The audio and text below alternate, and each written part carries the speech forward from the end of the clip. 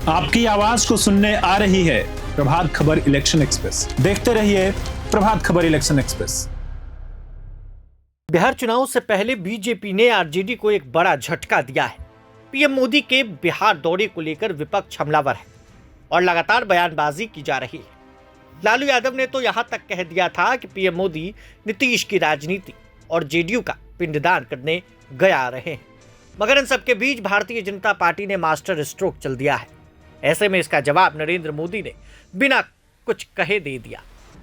PM Modi की सभा के दौरान मंच पर सीएम नीतीश कुमार के साथ साथ एनडीए के तमाम शीर्ष नेता मौजूद थे, लेकिन इस दौरान चर्चा का विषय आरजेडी के 2 विधायक हैं। इन दोनों की मौजूदगी ने बिहार की राजनीति का पारा हाई कर दिया है। आरजेडी के 2 विधायक पीएम मोदी के मंच पर विराजमान दिखे। आरजेडी विधायक विभा देवी और मौजूदगी रजौली के विधायक की नजर आई। प्रकाश वीर भी उसी मंच पर नजर आए। नवादा से राष्ट्रीय जनता दल की विधायक विभा देवी है। विभा देवी राजद के पूर्व एमएलए राजबल्लभ यादव की पत्नी है। अभी हाल में ही पॉक्सो मामले में आजीवन कारावास की सजा काट रहे आरजेडी के पूर्व विधायक राजबल्लभ यादव को पटना हाईकोर्ट से राहत मिली। उन्हें बरी कर दिया गया है। पति के बरी होने के बाद से विभा देवी के बीजेपी में जाने के कयासों का बाजार गर्म था। आज तमाम अटकलों पर विराम लग गया। कहा जा रहा है कि विभा देवी आरजेडी अब छोड़ने वाली है, लेकिन इस बात की पुष्टि प्रभात खबर नहीं करता है। प्रकाश वीर रजौली से विधायक है। उनके आरजेडी छोड़ने की चर्चा कुछ महीनों से हो रही है। तेजस्वी यादव जब नवादा गए थे उस समय भी प्रकाश वीर की टिकट कटने की बात कही गई थी। वहीं अब बीजेपी के मंच पर प्रकाश वीर की मौजूदगी रहने से आरजेडी को जोर का झटका लगा है। प्रकाश वीर 2020 में आरजेडी की टिकट पर एमएलए बने। उन्होंने बीजेपी प्रत्याशी कन्हैया कुमार को हराया था।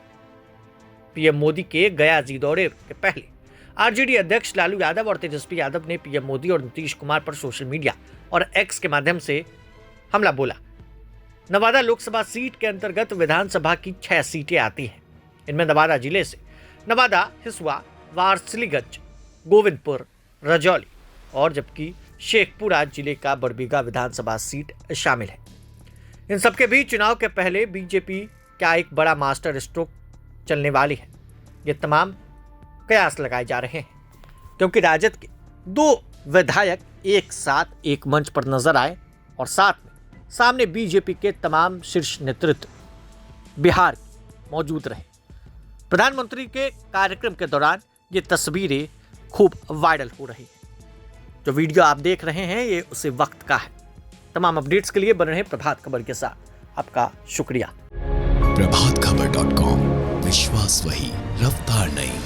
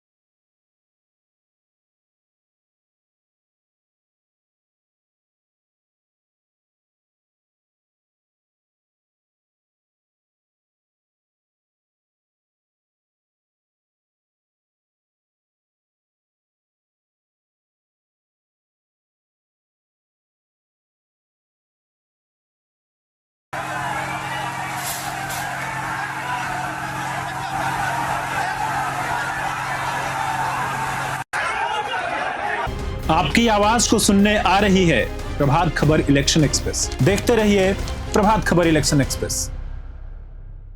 पटना में अपनी मांगों को लेकर प्रदर्शन कर रहे राशन डीलर्स पर पुलिस ने जोरदार लाठीचार्ज किया है, जिसका वीडियो भी सामने आया है। इसके पहले सभी को हटाने के लिए पुलिस ने वाटर कैनन का इस्तेमाल किया। राशन डीलर्स परमानेंट करने की मांग कर रहे थे। हजारों की संख्या में फेयर प्राइस डीलर्स एसोसिएशन के बैनर तले विक्रेता सड़कों पर उतर आए। एसोसिएशन के नेतृत्व में यह पदयात्रा 9 अगस्त से शुरू हुई थी, जो पश्चिम चंपारण के गांधी आश्रम बितिहरवा से चलकर अब पटना के गांधी मैदान पहुंच चुकी थी। सभी डाक बंगला चौराहे पर पहुंचे थे, जहां पुलिस ने लाठीचार्ज किया है। डीलर्स का मानना है कि सरकार ने उन्हें बार बार आश्वासन तो दे दिया, लेकिन आज तक कोई ठोस कदम नहीं उठाया गया है। उनकी प्रमुख मांग है कि जन वितरण प्रणाली से जुड़े सभी विक्रेताओं को नियमित किया जाए और उन्हें वेतनमान किया जाए, ताकि उनकी जीविका सुरक्षित हो सके। इस जोरदार लाठीचार्ज के बाद इधर उधर भागते हुए सभी लोग नजर आए। जो लोग अपनी मांगों को लेकर सड़कों पर उतरे थे, वो इधर उधर बिखर गए। अब इस मौके पर डीएसपी ने क्या कुछ कहा है, जरा आप खुद ही सुनिए। फेयर प्राइस डीलर्स एसोसिएशन वाले थे सर, ये लोग प्रोटेस्ट कर रहे थे सर, इन लोगों के ऊपर सर लाठीचार्ज किया गया है। देखिए, प्रोटेस्ट करने का जो तरीका है, सभी लोगों ने प्रोटेस्ट करते हैं। प्रोटेस्ट करने का जो तरीका है वो शांतिपूर्ण तरीके से प्रोटेस्ट होने चाहिए। डाक बंगला चौराहा को उन्होंने दोनों फ्लैंग को जाम कर दिया। जाम करने की वजह से इनको हटाने के लिए कहा गया। मजिस्ट्रेट ने अनाउंसमेंट कर रहे थे लगातार इनको हटाने के लिए, और इनको गर्दनीबाज जाने के लिए भी कहा जा रहा था, लेकिन ये अड़े हुए थे, प्रतिबंधित क्षेत्र में जाने का प्रयास करना चाह रहे थे। जब इनको हटाने के लिए कहा जाए तो और हो गए, बैरिकेडिंग तोड़ने लगे। और इतना ही नहीं, कई पुलिसकर्मियों से हाथापाई भी उन्होंने कर लिया, कॉलर पकड़ लिया। इसके अतिरिक्त इनके द्वारा डंडा और पथराव करने लगा। काफ़ी पत्थर भी उधर से फेंका गया है। कुछ लोगों को उन्होंने डिटेन किया है। इसमें से ये इनकी जो भी जुलूस थी, जो भी इनके मांग करने का तरीका था, काफ़ी विध्वंसक था। कहीं भी ये नहीं लग रहा था कि इनके द्वारा कोई शांति बढ़ती जा रही है, शांति का कुछ इन्होंने काम की जा रही है। हर एक जगह इन्होंने काफ़ी विध्वंसक तरीके से, उग्र तरीके से कर रहे थे। निश्चित रूप से यदि कोई मांग उनको मांगनी है, पूरी करवानी है, तो उनकी प्रक्रिया है, उसी के तहत में होगा। लेकिन इस तरह से इनके द्वारा किया गया कार्य कतई स्वीकार नहीं है, और पब्लिक को इनके द्वारा डिस्टर्ब नहीं किया जा सकता है। अगर ये आवश्यक रूप से डिस्टर्ब करने का प्रयास करेंगे तो उस पर कार्रवाई की जाएगी। यूज किया गया। आपको स्पष्ट मैंने बताया है कि पुलिसकर्मी से लगातार उलझ चुके हैं, कानून को तोड़ने का पूरा प्रयास कर रहे हैं। उसके बाद इन पर क्या करनी चाहिए? ये लगातार ये रोड़ाबाजी कर रहे हैं, पथराव कर रहे हैं, पब्लिक को डिस्टर्ब कर रहे हैं। तो उसमें इनको हटाने के लिए क्या करना चाहिए? इनको हटाने के लिए पुलिस से भी हाथापाई किया है। बिल्कुल किया गया है, पुलिस से हाथापाई किया गया। उनका कॉलर भी पकड़े गए। जो भी लगाए थे डंडा, उनके पास डंडा लेकर के आए थे, डंडा चला रहे थे। इनको मजिस्ट्रेट के द्वारा वार्निंग दी जा रही है। वज्र वाहन का हम लोगों ने लगातार उपयोग कर रहे थे। बाद में वाटर कैनन का हम लोगों ने उपयोग किया। उसके बाद उन्होंने पथराव करना शुरू कर दिया। पथराव करना शुरू करें, उसके कारण में हम लोगों ने उसको खदेड़ के बाहर निकाला। कुछ लोगों को डिटेन किया गया है, कुछ लोगों को डिटेन किया गया है, हम लोग देख रहे हैं। प्रभातखबर.com, विश्वास वही, रफ्तार नहीं।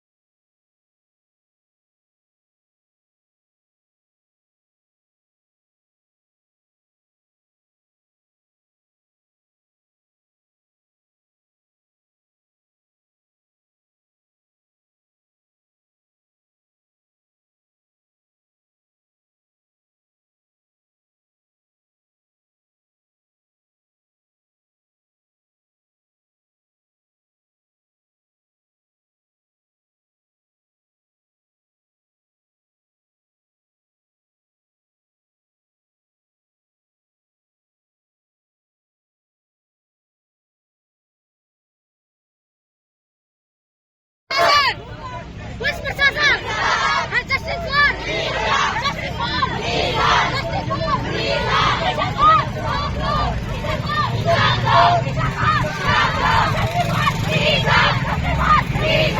आपकी आवाज को सुनने आ रही है प्रभात खबर इलेक्शन एक्सप्रेस। देखते रहिए प्रभात खबर इलेक्शन एक्सप्रेस। हरियाणा से भिवानी में 19 साल की शिक्षिका मनीषा की मौत की जांच सीबीआई को सौंपने की तैयारी चल रही है। इसी बीच एक मीडिया रिपोर्ट में बताया गया है कि पोस्टमार्टम रिपोर्ट में शिक्षिका के कपड़े फटे होने की बात सामने आई। हालांकि इसे लेकर आधिकारिक तौर पर कुछ नहीं कहा गया है, जबकि पुलिस आत्महत्या किए जाने का दावा कर रही है। गुरुवार को तीसरी बार पोस्टमार्टम होने के बाद कई अहम खुलासे हुए हैं। पहली रिपोर्ट में कहा गया था कि मृतका की सलवार फटी हुई पाई गई, साथ ही बचाव करने की कोशिश के भी निशान मिले। 13 अगस्त को शाम 6:25 पर शव का पहली बार पीएम किया गया था। उस दिन भिवानी सिविल हॉस्पिटल में शव पहुंचाए जाने के दौरान पुलिस रिपोर्ट में कहा गया था गलत काम करके गला रेत कर हत्या। कई अखबारों के अनुसार पोस्टमार्टम रिपोर्ट के एक कॉलम में कहा गया है एक महिला का आंशिक रूप से सड़ा हुआ शव सफेद कपड़े में लिपटा हुआ मिला। शव पर पीले रंग के half sleeve round neck suit था, जिसमें लाल और नीले रंग की कई चीजें पाई गई। पीले रंग की सलवार आगे से फटी थी। सलवार पर संघर्ष के निशान नजर आ रहे थे। एक कॉलम में चोटों को लेकर कहा गया, चोट के निशान लाल यानी रेडिश, अनियमित और उलझन वाले थे। घाव के पास काटने के निशान थे। स्थानीय अखबारों के अनुसार पहली रिपोर्ट में कहा गया है कि पुलिस ने डॉक्टरों को सूचित किया था कि शुरुआती तौर पर लग रहा था कि यौन उत्पीड़न के बाद महिला का गला रेता गया। वहीं लगातार ऐसी खबरें सामने आ रही हैं। शिक्षिका मनीषा का शव 13 अगस्त को भिवानी के एक खेत में मिला था। 11 अगस्त को स्कूल से निकलने के बाद एक नर्सिंग कॉलेज में दाखिले के बारे में कथित तौर पर पूछताछ करने गई थी। इसके बाद से वह लापता थी। न्यूज एजेंसी से बातचीत में एक वरिष्ठ पुलिस अधिकारी ने बताया कि जिला अधिकारियों ने मनीषा के शव को तीसरी बार पोस्टमार्टम के लिए एम्स नई दिल्ली भेजा था। इससे पहले भिवानी सिविल अस्पताल और रोहतक के पीजीआईएमएस अस्पताल में पोस्टमार्टम किया गया। भिवानी में शिक्षिका के पैतृक गांव ढानी लक्ष्मण धरने पर बैठे निवासियों ने धरने का नेतृत्व करने के लिए एक समिति का गठन किया। उन्होंने सरकार से सीबीआई से जांच कराने और मृतका का पोस्टमार्टम दिल्ली एम्स में कराने का आग्रह किया। एजेंसी के अनुसार पुलिस ने सोमवार को दावा किया कि जांच से पता चला है कि शिक्षिका ने जहर खाकर आत्महत्या की। हालांकि उसके पिता संजय ने मंगलवार को इस निष्कर्ष को खारिज कर दिया और न्याय की मांग करते हुए शव का अंतिम संस्कार करने से इनकार कर दिया। प्रशासन कह रहा है कि मेरी बेटी ने आत्महत्या की, लेकिन मैं कह सकता हूं कि वह कभी आत्महत्या नहीं कर सकती। अब पिता और गांव वालों की मांग के ऊपर सरकार ने बड़ा फैसला लिया है। सीबीआई को जांच सौंपने की तैयारी चल रही है। तमाम अपडेट्स के लिए बने रहें। शुक्रिया। प्रभातखबर.com, विश्वास वही, रफ्तार नहीं।